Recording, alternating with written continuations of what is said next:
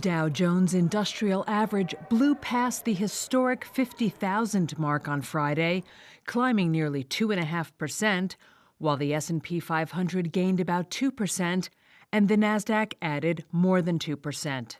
Chip stocks led the way, rallying on expectations they would benefit from increased spending on AI data centers by Amazon and Alphabet. Nvidia, AMD, and Broadcom all surged, each adding roughly between 7 and 8%. Friday's stock rally followed 3 straight days of losses for the S&P 500 and Nasdaq, marked by worries about AI. Several software companies were hit by concerns that AI could create more competition, while investors also fretted about big tech's high stock valuations.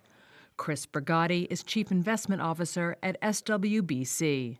Today's bounce back is somewhat of a foregone conclusion in terms of we did have some pretty remarkable sell-offs and weakness, and I think at some point the market finding some stabilization, an area for buyers to step in and capture some good opportunity to put cash to work at lower levels is really kind of driving the bus. And my perspective when I'm looking at opportunities and opportunities for pullback are really important to observe.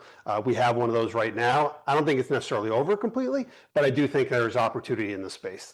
One outlier was Amazon, with shares dropping about 5.5% after the company said it planned a more than 50% jump in AI spending this year. That followed a similar announcement from Alphabet on Wednesday. Among other movers, shares of Molina Healthcare lost more than 25% after the health insurer forecast 2026 profit at less than half of Wall Street's expectations. And shares of online telehealth company Hims & Hers fell more than 12% in extended trading after the FDA said it plans to restrict GLP-1 ingredients used in non-approved compounded drugs. The announcement came one day after Hims said it would begin offering a compounded version of Novo Nordisk's new Wegovy pill at a lower price.